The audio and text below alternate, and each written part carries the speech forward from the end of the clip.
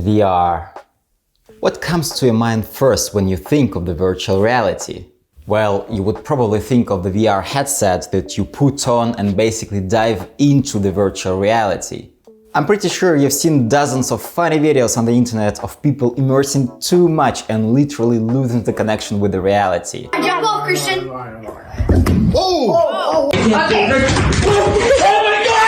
But it's more about the entertaining stuff, right? But can VR actually be useful? It turns out yes, it really can. You can safely teach and train people in virtual reality. Back in 2017, this idea inspired Antoni Pawinski and Henshaw to start developing a software tool to help improve training of the staff at container glass plants. And thanks to the cooperation with the glass manufacturer in Britain, in 2018, the first virtual reality machine training application was presented at GlassTech. It was a tremendous success. And now, 5 years later, VRMT continues to improve the app, add new features, and digitalize the glass industry. I'm pretty sure that at this point you can't wait to see this VR glass plant, how you can interact with it, what you can do there. Well, that's why you like Glass Open Book, right?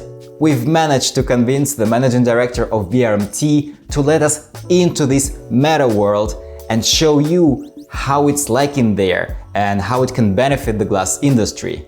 It's a unique opportunity, so feel free to share this video with your colleagues. They will find it interesting. So, without further ado, let's dive into. So, hello Tony. Hello Mark. Thank you so much for this unique opportunity to show VRMT VR solutions, to tell more about VRMT company. And so let us maybe begin with a brief introduction of yourself and of VRMT company. Obviously, as you know, my name is Antoni Pawinski and I'm the co-founder of VRMT. My partner, Mark Henshaw, is in charge of all the development of the code along with Gavin, the lead developer, and I'm in charge of all the commercial aspects and the knowledge of the IS machine, having worked in the glassworks for 34 years at various different levels in engineering. And also we have Heather, who is does all the accounting for us. Perfect. And so, as far as I understand, you have started with this idea back in 2016. 2017. I see, but still very, very early for the VR technology. And I wonder how you ended up in being in the VR, because at that time, even at that time especially, it was a new technology, it was a risky game, because the hardware is just getting on market. Yes, the proper hardware that is pleasant to use and comfortable. And so why did you decide to go VR? Because Mark, who I've worked with for 30 years in various projects, he was playing, is probably the right word, with VR, and it was for 2 or 3 little projects like a conveying company, and when he showed this to me, the results were absolutely startling, and immediately the application had to be IS machines, because this is the one dark part of a glass factory that is difficult to train people without some inherent risk. So really it come from these origins. All right, so I think everyone is looking forward to seeing this system and to diving into this VR world. So shall we? Yep. So Tony, where are we now? So what's this room? We're in the locker room. As you know, in most glass plants, you have to adhere to mandatory rules, safety rules. Yeah. So you have to prepare and put your PPE in. Very few glassworks would let you in without wearing some kind of hard hat, some kind of boots, some kind of glasses, and some kind of noise PPE. As we just said, you have to put your equipment on. You cannot move out of this room unless you do. So the first thing you have to do, you could watch an induction video, but the first thing you have to do is put on your glasses, your hat and your earplugs, wash your hands. As I said, you can create your avatar to customize different colour shirt, beard, hair, gender, etc. And then I've got to confirm I'm wearing safety footwear and acknowledge I'm going into an area that is a virtual reality because it is so realistic. We have to warn people not to lean on something because it is not really there. Oh, wrong. Jesus, now. So, confirm yes. them. And continue. Then you have 3 choices. So you can host, and then 3 people, at least 3 people. We only claim 4, but we've actually had 5 or 6 people at some time, but not in longevity. So we claim that 4 people from across the world can join and work together. So you could have one in America, one in Australia, one in Europe, and one in South America, all working together as long as you have a high-speed, stable internet. Cool. All right, Tony, so let's pull this door handle and enter the plant. Let's see how it looks like over there. And now you're in the glass plant, and I'll just put you to fixed camera so that now you can see it, watch in comfort. We've deliberately tried to make this function like a real IS machine, and the tools for the operators are the same. For example, in normal conditions, he would be able to take temperature of the GOB, temperature of the blanks, weigh bottles, and to understand if there is something changing within the process. And so we have made the same functions that you have in a real IS machine. It is a standard RQ because we would not make an IS machine specifically for each person because the development would be too great. The reality is you don't need it. What you really need is different control panels to work as they do in real life, and they all work on 360-degree drum timing, albeit electrical now. So pretty much everything works. So to turn the machine on, you would turn it on as you're doing a normal factory. So yeah, what I'd like to show you is the bits that make it realistic to a true IS machine. For example, as you can see, we've turned it on. I'm now going to load glass on each section, and we've actually begun to create a fault because simply we've turned the section on. We have several options where I can bring a camera so you can see close up what I'm going to do, and I can always nice feature. Yeah, I can always take you to my eye view. I'll put you back to the camera. Amazing. What an operator has is understanding temperatures. So part of the process would be that he will understand GOB temperature, understand blank temperature, and understand the weight. And the idea is he's trying to get these consistent all the time to help make consistent bottles. So one of the major elements of this is temperature. So as you could see, the temperature is dropping because I have turned the glass off. So there is no heat transference from the glass to the blank. So eventually this will drop down to around a nominal 39 degrees centigrade, and then I'll turn the glass on, you'll see that it will build up. I see. So just to do that, because I know you can edit it, so just while we wait for that to cool down. So we know we have created a fault, and as I say, you cannot pick bottles up. So you can only pick them up with the correct equipment. So we're going to take a bottle that has come off the inspection line for rejection, and it has told you that it has made a scrub washboard. And again, I will bring this closer to you. So we have made a scrub washboard. You can have a look at it. Tells you the section, in or outer, and some general history. We can create faults, so it tells you the cause of this fault, or the potential causes of this fault, and the actual cause, which was the blank mould was too cold because we've just turned the ice machine on. So the blank is cold and the glass is beginning to eat the blank up to full operating temperature. In the meantime, it creates faults because it is not correct operating temperature.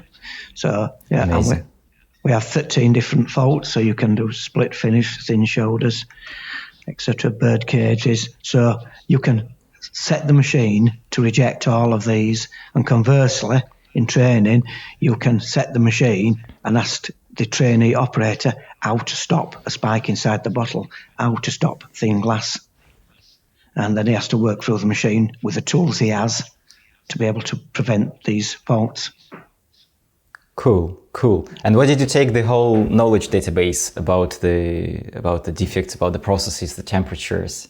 So is it based on your experience, previous experience? Some of my experience, some from the customers, and some, because I've been in the industry a long time, some of my friends are ex-bottle makers. So it is a mixture of all of the ingredients. So you would call it research. As with any software, you can change multiple things. So you can change from metric to imperial, depending on which country you're in. You can change different panels. They work in manual, so you can manually change the speed of things, the speed of the invert, the speed of the blanks opening, the event timing. You can even have the noise in the factory. And you'll see that now that we're on now and neck press and blow, but now with one press of a button. We're now on blow process. You can change everything. Like, for example, I'm going to change the delivery, and you can actually see the delivery move. Yes. So, and back and forwards. If I change it to a certain degree, it will create faults. If I change it all the way to one side, so you'll see that the delivery is moving. Yeah.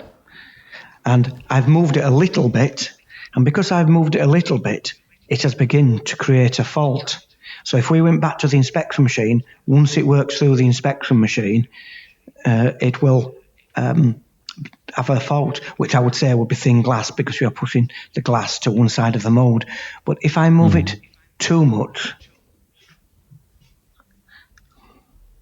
you then begin to get... It misses. Yeah, exactly. Which if you don't stop and do corrective action, so it will eventually start a fire. And the only thing that you'll notice, there is only one bottle coming through now, because the other gob is not loaded correctly. Yeah. And then because the machine behaves and has a control of any factory, each individual factory will have their own SOP what to do. For example, some might decide to press button, emergency stop wherever it is, clean it out. Some might decide to eject all bottles. Some just intend to just clean it out as it's running. Some press emergency stop. So the idea is I'm not telling people how to unjam the section. We've just given them all the tools that jams the section. Then the company decides how it wants to deal with that and build their own SOP. So it's important in glass bottle making that people understand the temperature of the blanks, the temperature of the gob. We can actually take a temperature of the gob, and I'll show you how that changes. And you can change the deflectors, which is what straightens the gob. You can change the transition on the shears. You can change the shear spray. And for example, if you change the shear spray and put more shear spray on, the gob would go cooler. Oh, would you believe we have started a fire? Oh wow! Yeah. It's that real. Yeah, and you can hear the noises in the factory. So before we put it out, so I did not mean to start this fire right now. Before we put it out, do you provide some kind of tutorial how to stop the fire? Yeah, exactly. That is one of the SOPs. So I'm going to just show you. So you can see how realistic this looks. Oh God. We've messed it up. Yeah. That's actually the beauty of the VR training. It's very safe. Yes. You can't go wrong here. Yeah. Well, you probably know this, Mark, but it's quite often that glasswork's set on fire. It's not uncommon. For example, if they don't deal with a section jam, it will set on fire. But you could see that how realistic this is, and you can hear the noise, the fire in the headset. So what are we doing next? Putting the fire out, I think I would suggest. Yeah. So there's several ways. There's a full training program on this, by the way. So like the three parts of a fire triangle, if you have the ignition, which you always have with glass, a gob. Yeah. There is oil, which you always have with section oil, lubrication oil, and air, which you always have with combustion air. So the reason there's so many fires because you have three parts of a fire triangle all of the time. So we've started the fire, but we are still feeding the fire because we have oil and to go out to it, and oil and combustion air still feeding the fire. So you have various. So we need to close it. Yep. So, for example, if I were to get a fire extinguisher, and I'll put you back to camera. If I were to get a fire extinguisher, and you can see this is quite realistic. This will have no effect on the fire because a fire extinguisher only has an intensity of about 30%, which you can alter, by the way. So this is never going to put that fire out. Even if I combined it with a water, this would still not put the fire out because we have only 70%. So I would have to use the fire extinguisher from the blank side and this and the other. So 4 people would have to fight this fire to put it out. Even the deluge system won't put the fire out because we're still feeding it with air and oil. Okay. You have fire alarms, etc., etc. So in actual fact, to put it out, the first thing, and one factory has copied these exact labels on their various parts, so you can put them out. That's I've turned it section 1 oil off, combustion air, so you can do it manually, or where people have an automatic system, automatically turn it off. If we now looked at the fire training video, you would see that we now have a chance of putting it out with the deluge system. So you can learn how to fight fires. If you do not point the hose at the base of the fire, and it can start on any of the sections, it will not go out. You have to point at the base of the fire in the section. So if this section jammed, section 1, for example, and you did nothing about it, section 1 would start on fire. If it was section 3 would start on fire. So now I have to go to the and pull the lever. And it's doing the job. Well, Tony, that's the safest fire I've ever been to. And I say surprisingly because, I've had to deal with fires as engineering manager before, but I won't say all of us customers, but I would say many of our customers use the firefighting part of this system.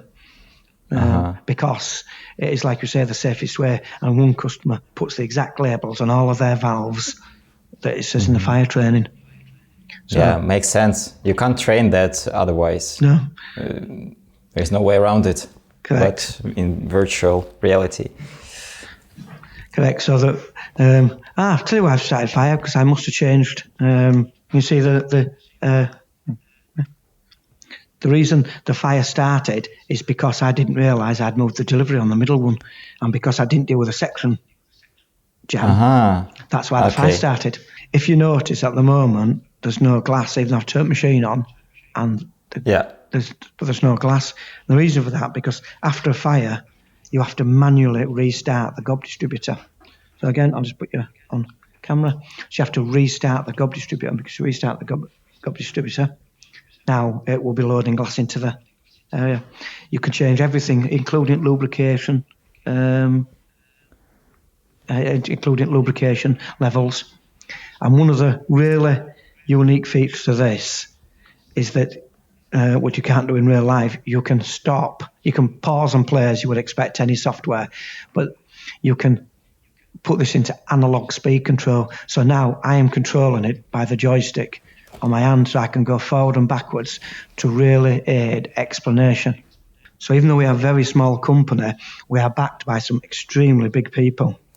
So I'll put you on eyes. So for example, one of them is Pyrotech, and this is quite cool, but I have not set the date to the 12th. It automatically sets the date every single day, and you can go into the future. So you can use it as a real proper calendar and go any time in the future. Full integration. That's nice integration, yeah. Another one is Fuchs Lubricant, which is one of the biggest one of the biggest lubrication manufacturers in the world. Yeah, we know them. Yeah. And obviously they also sponsor the Swabbing, which I'll show you in 1 minute. The other tool it has is measurement in weight.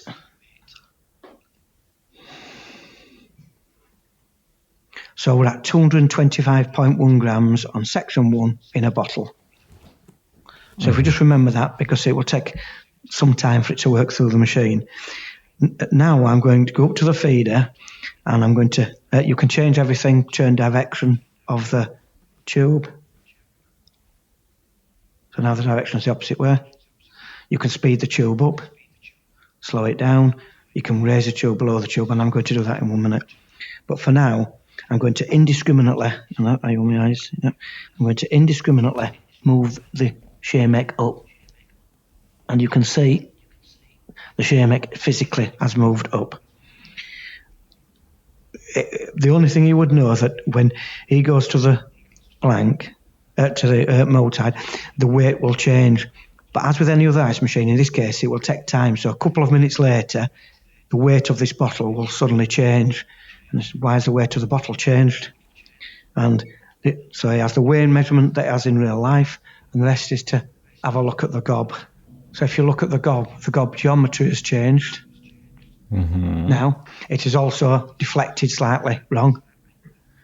And so all you will know is that the weight of the bottle has changed. Then come and have a look at this and see that the GOB doesn't look right. And then he will, and he's creating a fault. So he would be able to, in time, he would be able to go to the inspection machine and understand that why there is a fault. And this is probably, I would say, the number one feature that all glassworks now like. And so we've got a control panel telling exactly what it would do in normal life. And again, you can do several different things. You can change on this panel, or you can change on this panel. As you could, for example, I could move the Schaemek up and down as I wished. I did it on the actual feeder platform, but I could do it here as well. And likewise, I'm going to move the tube up. But before I do, I'm going to move the Schaemek out where, just put the shears there, and I'm going to cut the section in half. And can you see, the action upstairs, unknown to anyone, was to move the tube down. And you can see the tube is almost at the bottom. So I'm going to move it down a little bit more, and eventually it will cap off. Oh yeah. And now I'm moving the tube up. And now it is almost free-flowing glass. Mm. And if you can see the effect on the GOB, obviously it's not a true GOB. If I go back to the intermediate platform, you can see it has the same effect. So what I've done in the training room is the same effect here. And likewise, I can turn it back on and make GOB. Can you see the size of the GOB in comparison? Oh yes. It's obviously would not make a bottle ever. So you could change all the parameters and it affects the GOB completely. But one thing that I think is really good and really, really good, because you can change all the parameters, the stroke, needle offset to itself, tube height, tube rotation, the Schaemek overlap. So you can change everything, the temperature, and it all affects the GOB geometry. And if we left it at this, that weight of 190 grams would filter through to the weigh scales. After a couple of minutes, once it has worked through the machine, it will suddenly, its bottles will reduce in weight by 20, 30 grams because of what we have done. But one of the unique factors about the training section is that, and you can have this in any language that you want, but it's to learn the key parts. For example, this is a blank angler, this is a blank mode, baffle mechanism, baffle arm, baffles, neck ring mechanism, neck ring holder, neck ring, sweep out. And you can have this in any language. And one thing that is important is that I told you we are working on drum timing, and you can see it going 360 to 0. So when you change an event timing, like I changed, for example, on section 2, I changed the blank cooling time, you're actually changing a degree of drum timing, not a millisecond or a time period or something like that. You're actually changing it in the same way you would a real machine. So in theory, you could put the settings in, and in a real machine, it would, if it jammed, it would jam. Everything is configurable, everything, including plunger up and down. The plunger mechanism up and down, the blank closing time, the baffle coming on, the air, the vacuum, the vertiflow. All of these are configurable in a real life. We created this on the back of health and safety, or back of my personal health and safety experience and the inherent dangers that comes with operating an IS machine. And so, as I told you, that every tool they have in real life, like, for example, weighing the bottle, taking temperature of blanks, GOB, etc., very important, so they are learning the same way. But the other one is swabbing, which is the most interactive part between an operator and moving parts. So we created a training program, which I'm just going to show you quickly, regarding how to swab. And the first thing that you'll notice, we have a white mop brush, and Okay. I'm going to rub it round and put some dope on it, so you can see, for a start, we have a green light, but more importantly, you can see the brush is going black. So, and now you have too much. Yes, so we have too much. You can take it off, but I'm deliberately not going to, because the biggest thing to understand about swab to start with is how much lubrication they are putting on your brush. And I'm just going to show you quickly. So we have too much lubrication on our brush. We have gone into swab cycle. So also the important part is to make people understand they have to wait until the invert is back and stopped before they begin the swabbing.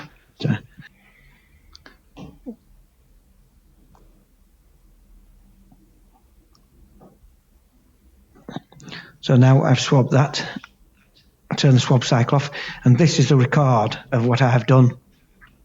You can see that I've swabbed for the correct duration. So each of these elements, I was swabbing for the correct duration because it would be orange. You can change the duration time, but more importantly, this swabbing failed because I had too much dope or oil on the brush. So even when it is green, so still good. The reality is this is too much oil. It should be 50% white, 50% green for perfect swabbing. So this is an area that I wasn't over for the correct time, but I've still put too much oil on, and here I have put way too much oil on. So you can learn to digitize swabs. I'll just swab again, but I'll swab with the same brush. Now,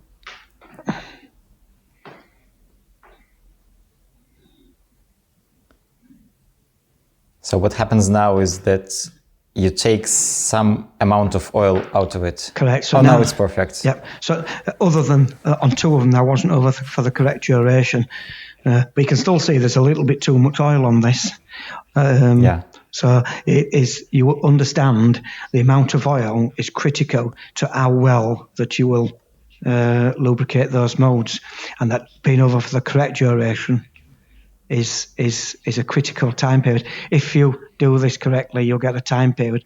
So you can almost then begin to say, on this particular bottle, because you could change the time basis, on this particular bottle, it should take, for example, 10 seconds per section. So you can really make consistent the swabbing process, as well as learning the health and safety aspects of going into when to swab correctly and at what time. I just got to code end. And this is into a different subroutine, so it'll go dark for a few minutes. As you can see, or you probably might just have seen that there were, what do you call it, Antoni layer starting of it there. So we now, you can actually even stand on top of it if you so wish. To see coding. We work with Tiama quite a lot, and MSK, and I'm just going to go up to hot end first to just show you, because it's setting itself now. It's actually putting pallets. You should be seeing this correct now, shouldn't you? Yeah. It's setting. It's bringing pallets on now, and cardboard. And you'll see in a minute, if we just walk over here, you'll see it will actually pick up one individual pallet. So it's taking the cardboard to the tray erector. You'll see in a minute the cardboard trays arrive for the minute. You see the trays arriving in the background. And now we'll put not the trays, the cardboard lay boards. So do we have the glass to pack? I'll show you. Oh, okay. So you'll see, for example, the diverter works correctly, as you would expect, for diverting it to lane divider. So the idea with this is also to make it totally interactive. Yeah. Yes. So the answer to this is to be able to understand bottle flow, because a lot of people just don't understand how bottles flow down a line. And we've created a program that's you're not seeing it now, but we've created a program where we can tell you what speed a bottle will run down a line, if it'll run down successfully, and at what speed to set all your conveyors at. And if you set them at that, the bottle will flow correctly. Thank you so much, first of all, for this tour. It was incredible. It was incredible. And you're clearly the ambassador of digitalization of the glass industry. So based on that, I'm really curious. So what is the future of VRMT, and what projects would you like to work on next? And what features you want to include in your existing software? Or maybe you are planning to work on some other products. Yes, we obviously are going to expand. We want to make the ice machine fully functional in terms of even a mold change, so you can take parts off it and build it up correctly and learn how to set, for example, X and Y's, the blanks, blow molds, etc. We also want to make jars, so we're doing wide mouth, so that will be something we'll do in the future. We want to revolutionise the cold end training in such a way that people can understand how to set a line up and if that bottle will run down that line successfully. And I clearly want to build a furnace, and I'd like to build a furnace of the future. So I'd like it to be probably hybrid, electrical, hydrogen, fuels. So I would like to build a furnace of the future, but then digitise this as well so that people can understand exactly how a furnace works, exactly how a batch charger works, what happens if the redox value, wet sand, for example, how are stones created, how are stones solved, how do you not over-pressurise a furnace, all the things that are very important to any glassworks. So I consider that a particular very exciting project that I really cannot wait till we get a teeth into that. So that's been it. I really hope you enjoyed this video and found it very useful. Feel free to find VRMT on Glass Open Book and their product page, and there click product inquiry and type in the message box the promo code GOB to get extra benefits from VRMT. It's been Mark from Glass Open Book. See you in the next one. Goodbye.